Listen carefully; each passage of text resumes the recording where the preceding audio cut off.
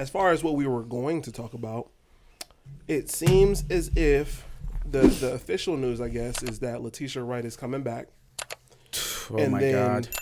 Upon walking in here, you kind of let me know a little bit about what's going on with another actor on the Black Panther sequel. Let's start with Letitia Wright first. Okay. Let's start there, because there's so much going on with each part of everything that we get ready to talk about. So buckle up. First thing, Letitia Wright, right?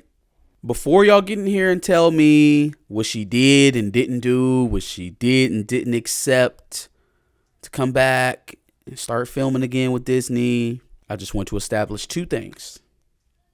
Number one, Disney's vaccine mandate for all cast and crew on set has not changed. Still intact. Number two, the U.S. guidelines as far as immigrant travel for unvaccinated individuals has not changed.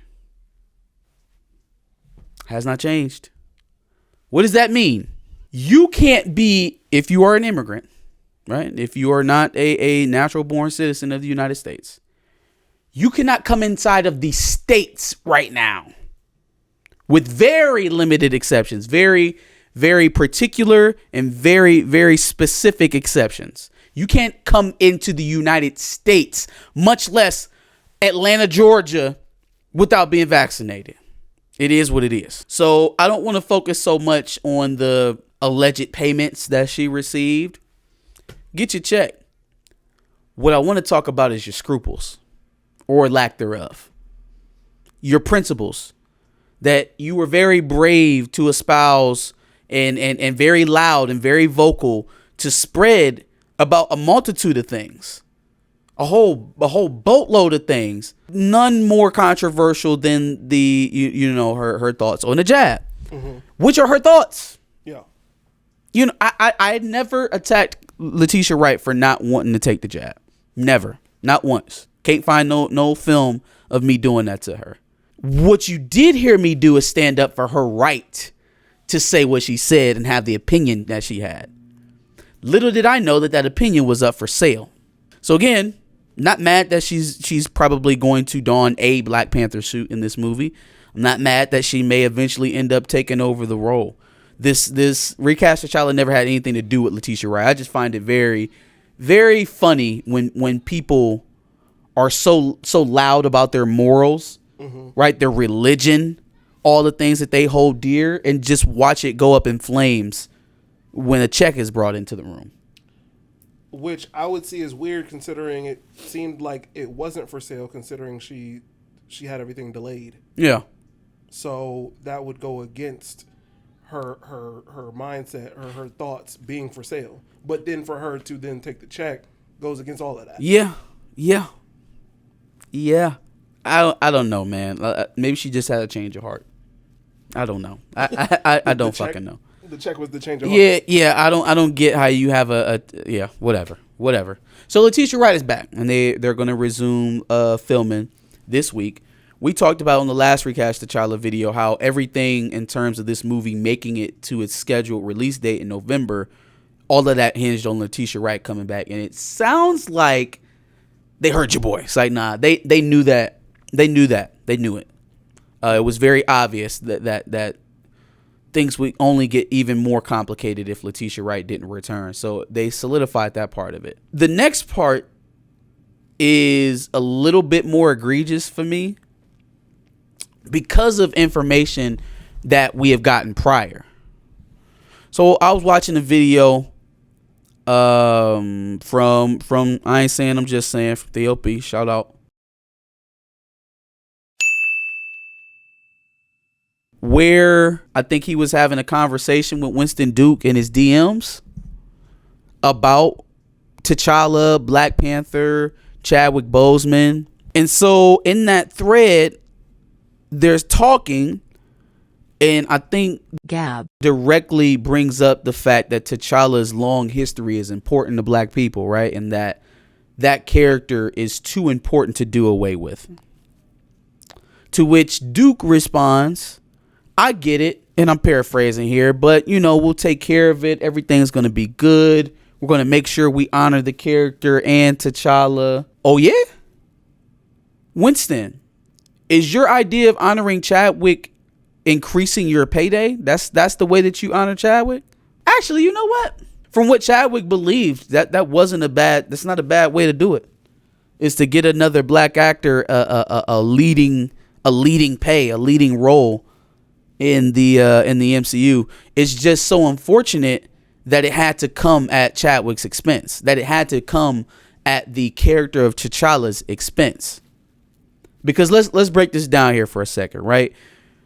Winston Duke is about to seemingly, at least for a certain period of time, step into the role of Black Panther. It was reported that he got an increased role, right, and an increase in pay. Marvel's not paying unless your role's increasing. Mm-hmm.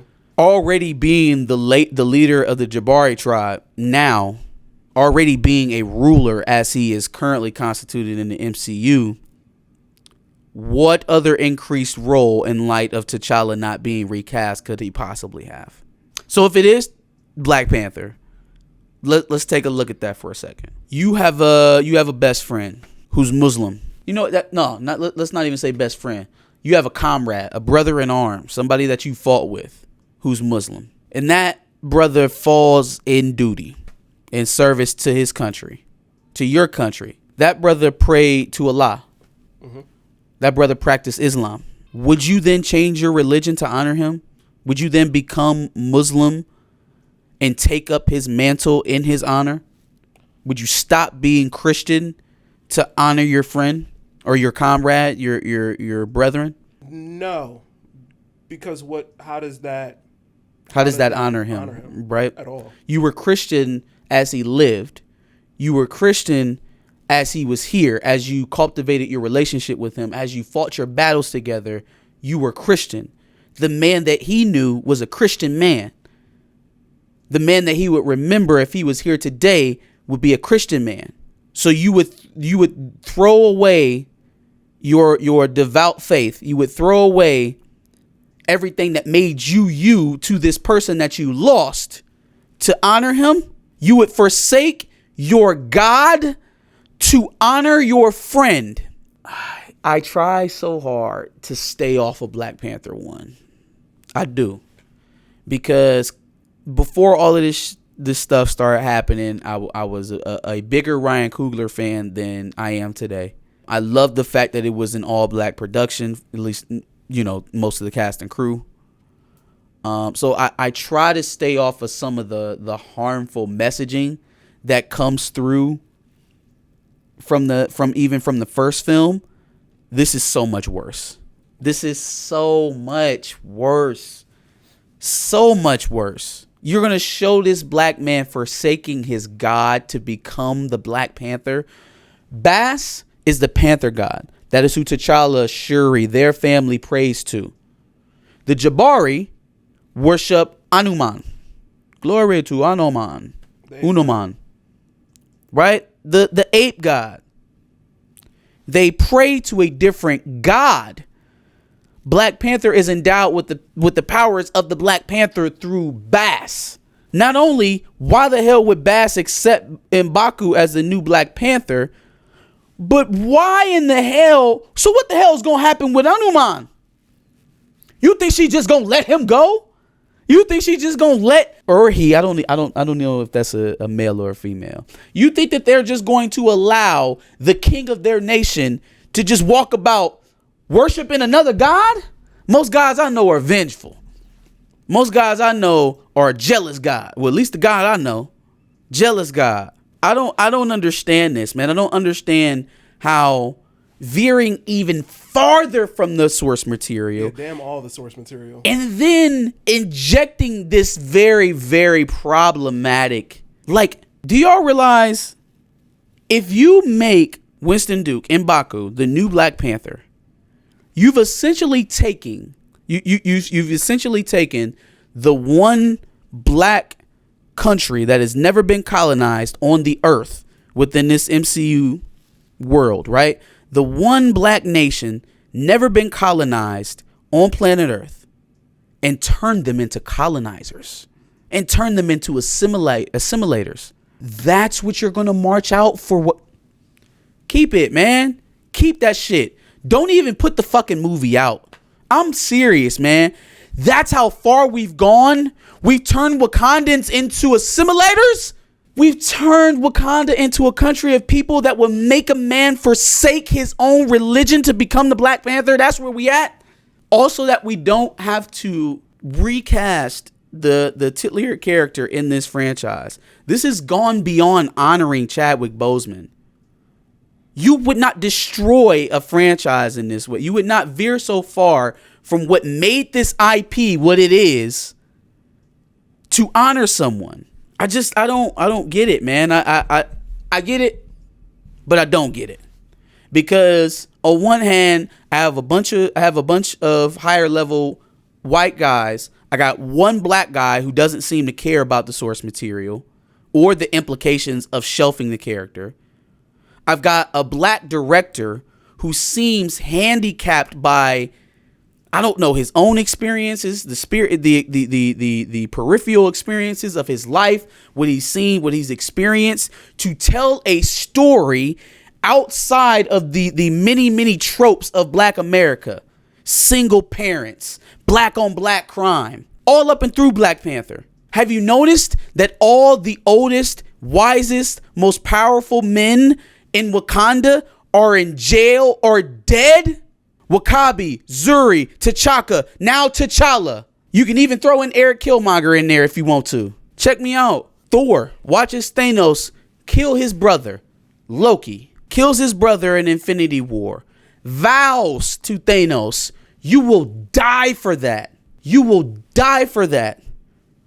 What does he do at the end of Infinity War? He drives a blade into his chest. He drives Stormbreaker into his chest. And if he wasn't so arrogant, it would have worked. If he wasn't so arrogant and he wasn't sitting there trying to get his one-liner off, it would have worked. He would have killed him. Chops his whole head off in Endgame. What do the Wakandans and T'Challa get for T'Chaka, their king, their ruler of their nation, being brutally murdered in Winter Soldier? What do they get for that? You know what they got?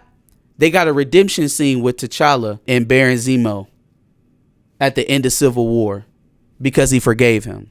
But he murdered Eric Killmonger. Let Zemo, who had killed his father, go and live his days out in the raft. Or so he thought. Because last time we seen him, he was fist pumping in Madripoor. I guess that is your reward for killing the former king of Wakanda. Kills Eric Killmonger, a child that was left alone in Oakland, California after his father was murdered by his father. First words he ever spoke to him were, "I would kill you right now where you stand had I not known who you are." Has all this Anna and this smoke for somebody that looked like him, who shares the same lineage as him, got the same blood pumping through his veins, drove a knife right through his chest.